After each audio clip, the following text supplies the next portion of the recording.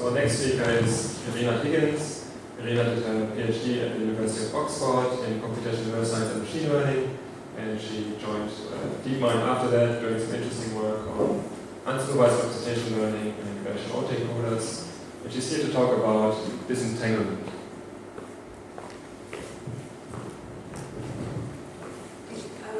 Yes, thank you for the introduction. Thank you for inviting me to this workshop.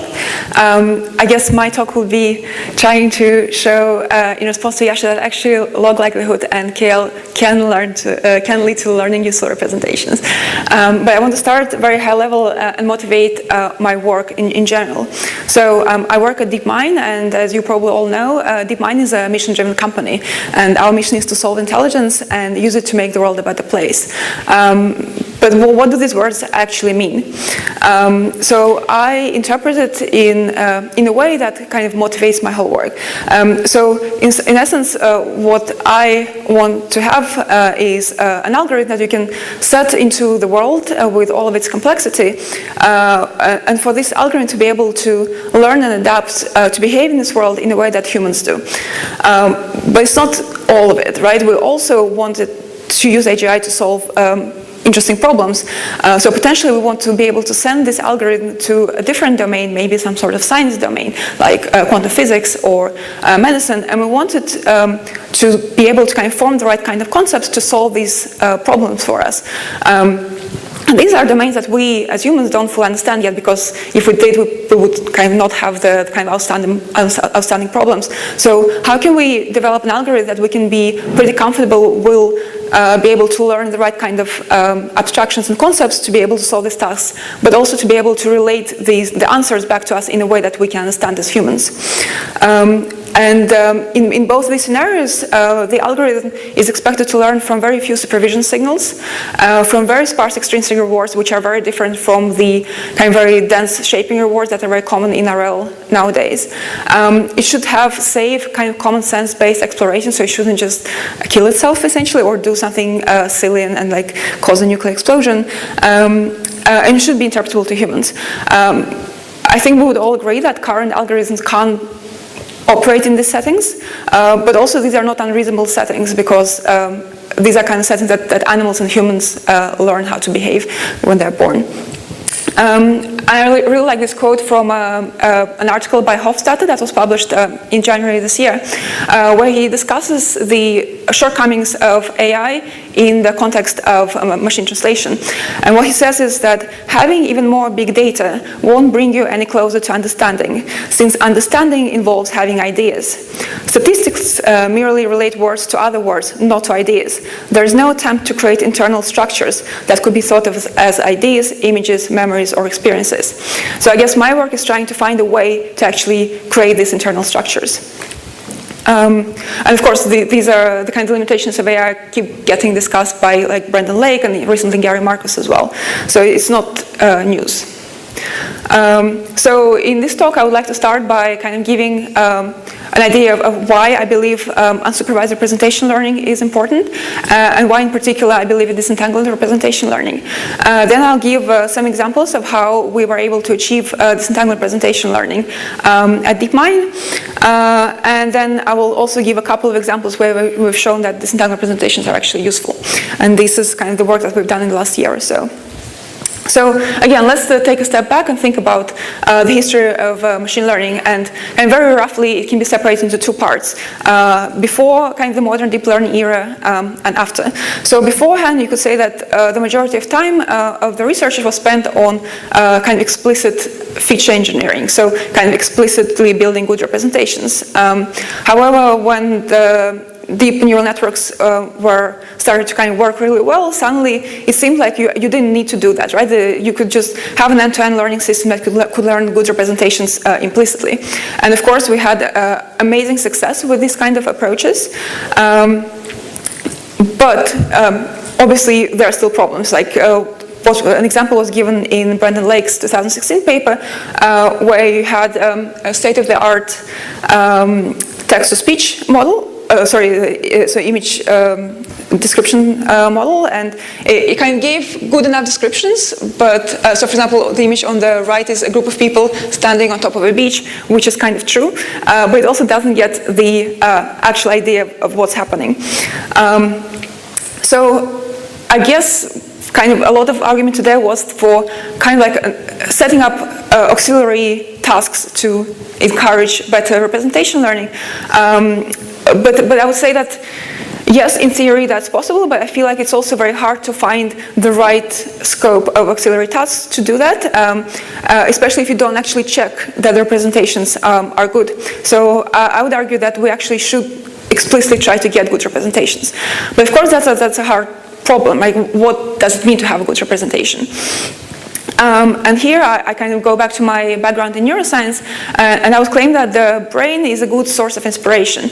And I'm not saying let's recreate the brain. I'm just saying it's obviously looking for AGI or kind of good learning algorithm is a very massive search space. So maybe we can get some algorithmic, computational, or kind of like insights on kind of what kind of priors we want to build into our models from the only working solution that we have to biological intelligence.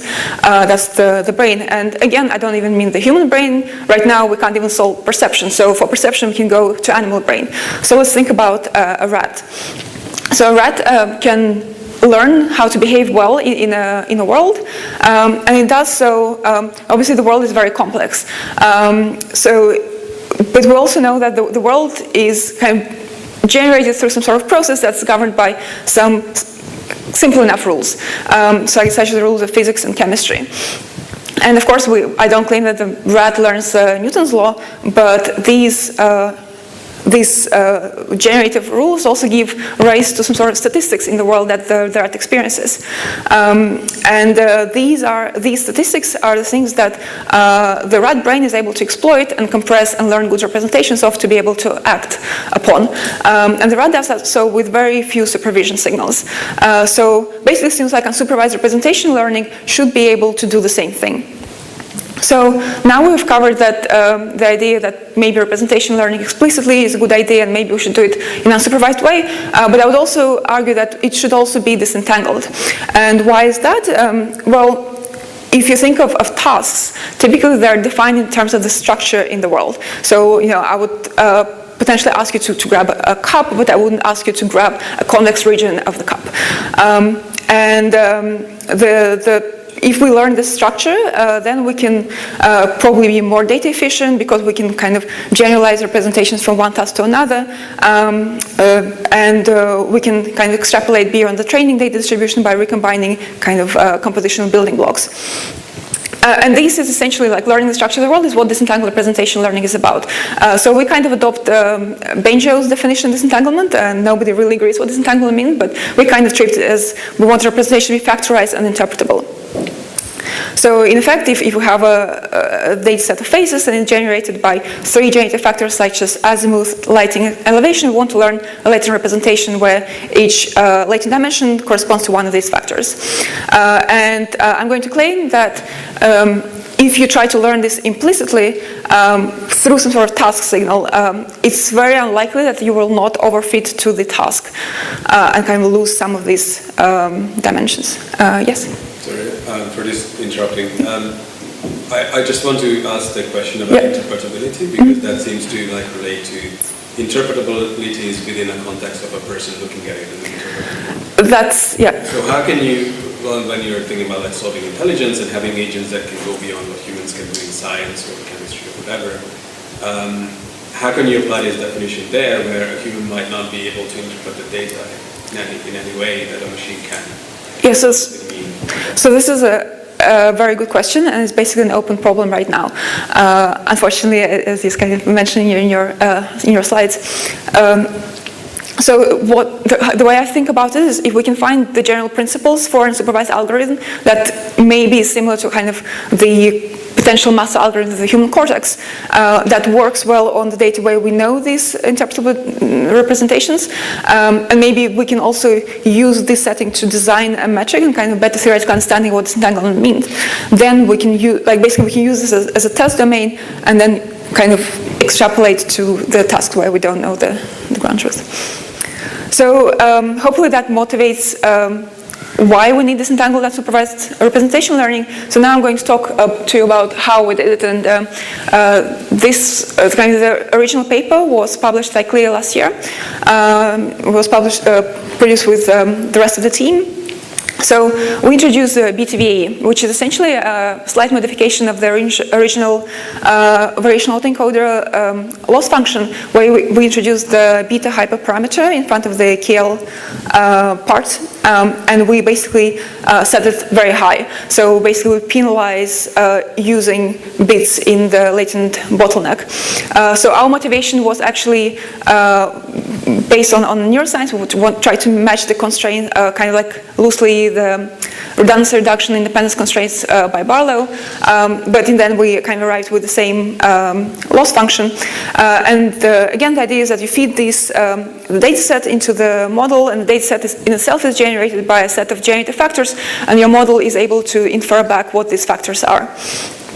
And we showed that this model performed better than all baselines. So on a kind of data set of 2D shapes where we knew the ground truth, it outperforms InfoGAN, which was the kind of state of the art at the time from OpenAI, but also matched the performance of the semi-supervised approaches, and it was better than the original VAE. It worked really well on other data sets. So for example, with chairs, the semi-supervised DCIGN could only learn one factor because that's the only thing that was supervised. InfoGAN could discover 2 factors, but it couldn't have both. It was either one or the other, depending on the seed. Whereas our approach could discover both of the factors that InfoGAN discovered, but also a third one, which was the kind of the leg style of the chair.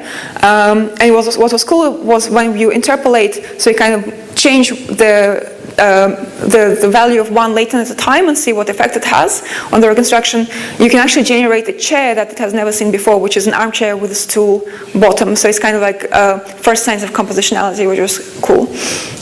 And it works really robustly and well on a whole lot of different data sets. For example, with Mujoku, it kind of disentangles the position of the object and kind of the movement of the arm and the camera. And recently, Charlie Nash and Peter Battaglia, Just a quick question. So I kind of like understand how I get to this loss function in the VAE from just like doing the inference. Now you modify the loss function and add a beta parameter in front of the KL term. What does that mean to the model? So what is the model that generates this loss function? Yeah, so I guess now I'm getting closer to what Harry was advocating at the start of this workshop. Yes, obviously it doesn't necessarily make sense in the Bayesian sense anymore, but you can look at it from kind of information bottleneck or rate distortion theory point of view, and then it's kind of just, I'll actually get to that later, besides pure restricting capacity of your information bottleneck. But yeah, what I was trying to say here, we've actually, Charlie Nash has extended this to work with multiple objects as well. But yeah, of course, we had this model which worked kind of well, but we didn't necessarily know what it was doing in the original paper. So later on, Chris Burgess did great work trying to understand why Beta-VAE works. And this is, so he looked at it from the rate distortion and information theoretical point of view, and he was saying, well, essentially what we're doing is we're pushing information through kind of a latent bottleneck where there are a number of different independent information channels. And when you look at the data generator factors, each factor will have different requirements for capacity.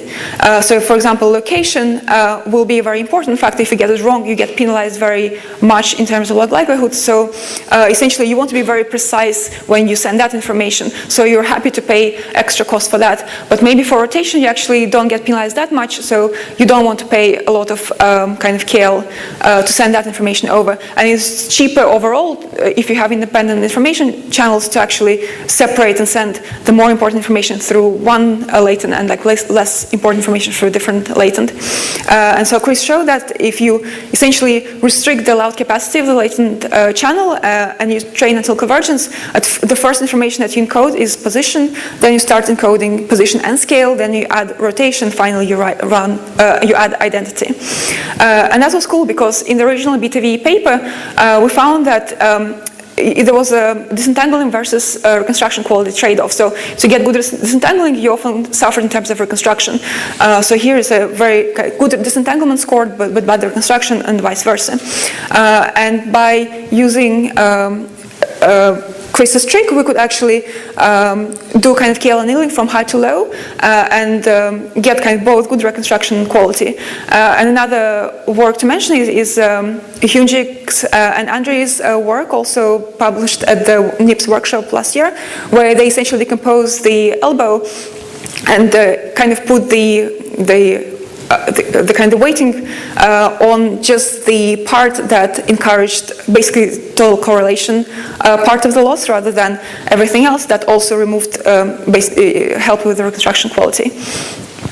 And what's also cool, we started with very high-level motivation coming from neuroscience, but recently more studies completely independent from us came out that actually show that the kind of representation that Beta-VAE learns might actually be happening in the brain as well. So there was one work by Doris Tsao where essentially she looked at the exemplar coding in the brain, which is kind of like face identity Jenny-Fans types of cells in the brain, and show that actually maybe that's not how information is encoded in the visual cortex, but instead it's encoded in terms of these latent dimensions, which are very similar to what Beta-VAE learns. Another thing is we found that continuity in the data was very important for Beta-VAE learning. So essentially, if you had a rotation, you wanted to sample it kind of densely for your data set rather than sparsely. And there was recent work by Justin Wood, published literally just now, which showed that if you had a similar setup with chicken, they also learned better when there was continuous transformation of objects in their scene. So that I've kind of told you about the Beta-VAE, but now we also want to check, does it actually make any difference? So we learned this representation, now what? So the very naive first approach we tried was putting that representation into RL and see if it helps with transfer. So this was the work Arka and I published, and the rest of the team published it at ICML last year. So we took the simplest transfer task. You learn to pick up one object and avoid a different kind of object, and there are two pairs, and they can be seen in two types of environments. So you train in this kind of setup, and you test in a different. So essentially, you've already seen the environment and the objects, but you haven't seen the particular conjunction.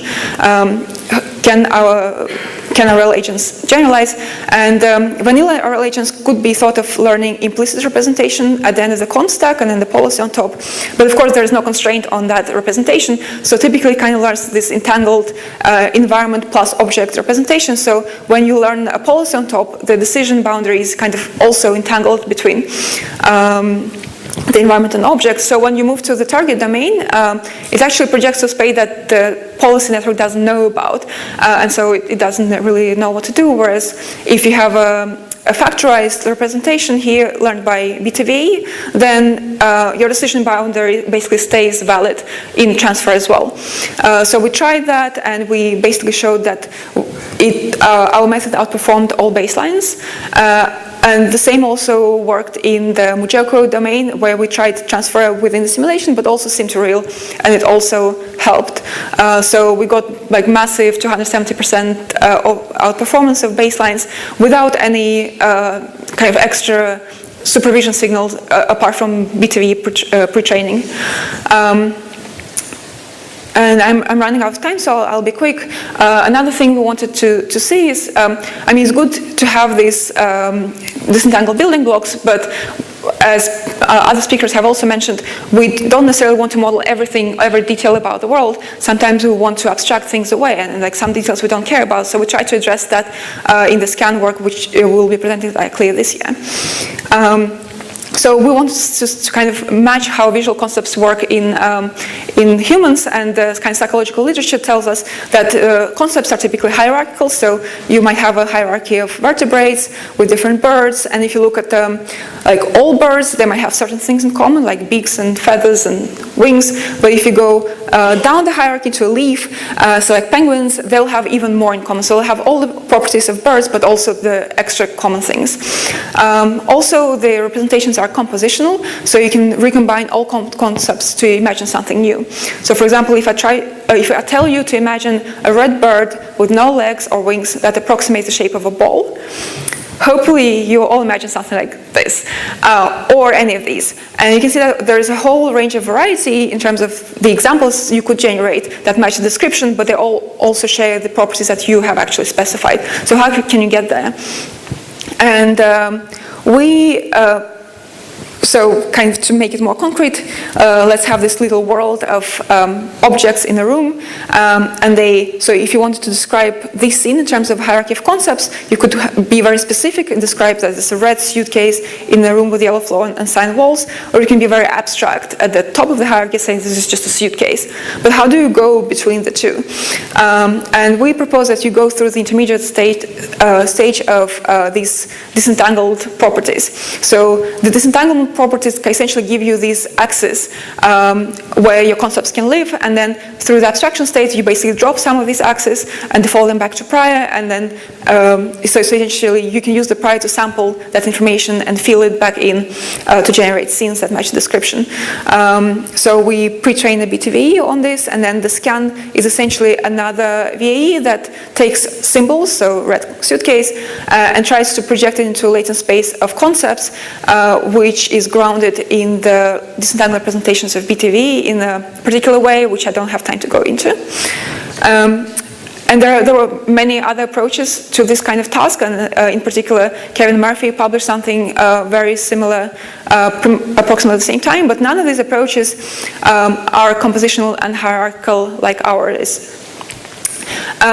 And the cool thing is also that our approach works from very few examples. So literally from 5 visual examples per concept, you can then tell it to imagine white suitcases, and it can generate many samples where the suitcase is white, but like the color of the floor and the wall, there's a lot of diversity there. And you can go the other way around. You can present an image and ask it to describe it in terms of the concepts it has learned. And again, there's a lot of variability, and kind of covers the whole hierarchy of concepts. And also because the representation is so structured, you can also train recombination operators, so logical recombination operators on top. Again, very few examples, and then you present completely new concepts and ask to recombine them. So for example, say, what's a popsicle and a white wall? It's a popsicle with a room with a white wall, and it generates the right kind of sample. And you can do the same for in common and ignore. And now you have, we also compared it to baselines in terms of the accuracy and diversity of the samples, and it outperforms all the recent baselines. But what's cool now is that you can essentially, if you imagine an implicit hierarchy of concepts, you can teach this model from very few examples, like a baby might learn different nodes in this hierarchy. And you also teaches the recombination operators. But then you can use that to traverse the full hierarchy, even to the nodes that you didn't know existed necessarily. So you can start with white suitcase, red floor, blue wall, and it generates samples for that.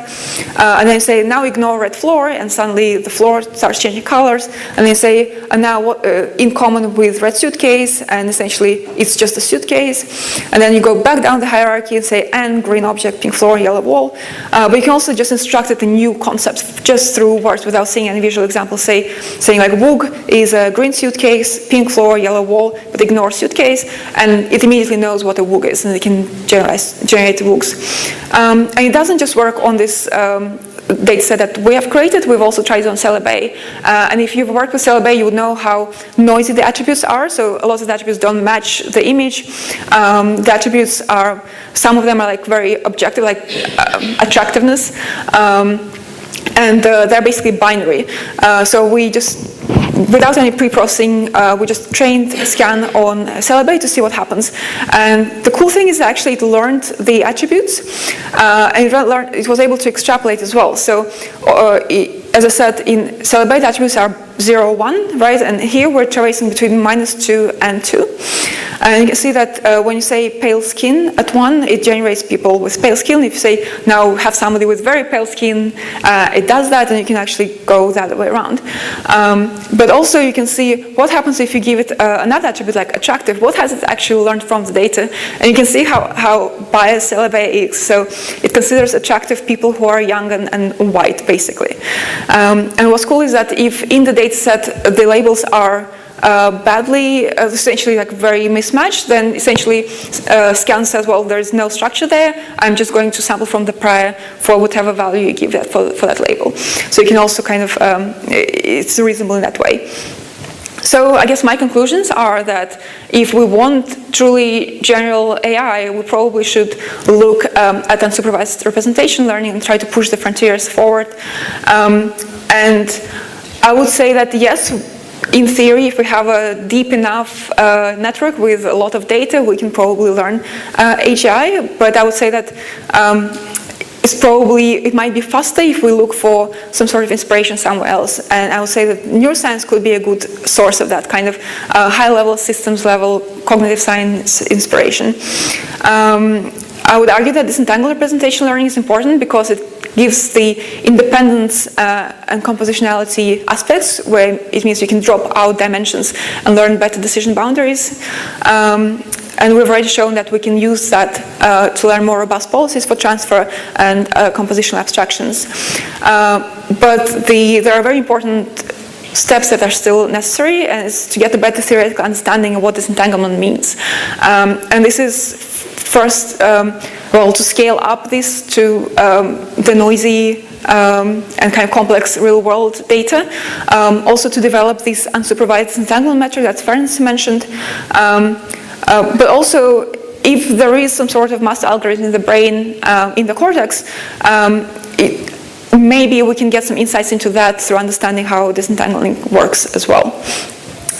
And I want to thank all my collaborators, in particular Alex Lershner, without whose support none of this would be possible, and the rest of the team, Chris, Loic, Arka, and Nick, and also Tom Eccles, who just joined us, and all the other collaborators at DeepMind.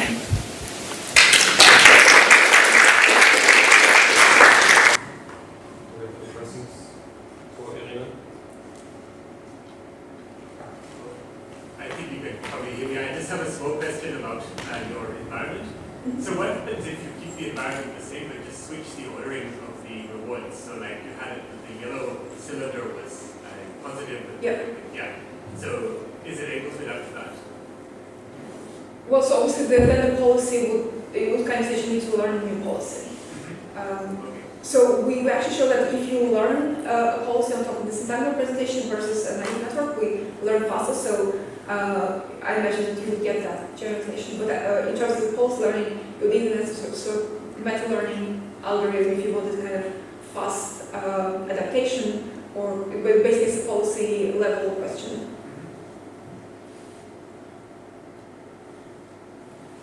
Have you looked at different kinds of data, like text or audio data, and see what kind of representations you can get out of that? Not yet, and I imagine that this approach naively might not necessarily work there because unlike sequence of images where the actual sequence doesn't matter that much, with text or speech you actually do need to remember, right? But it's definitely a direction we're looking into. So regarding the choice of beta in Beta-VAE, especially if you have a relatively powerful decoder model, then if you interpret this beta as Lagrange multiplier, this function looks basically flat all the time, and then there's space condition. So the choice of beta becomes very, very difficult. If you have any insight on that, and I remember the plot you showed on the disentanglement metric, is there anything to be gained from maybe a heuristic or some motivation of choosing beta relatively automatically, or any other thoughts on that? Yes, actually, Chris's approach of beta annealing seems to solve that. So, there you have a question of like the scheduling annealing, but it seems to be much less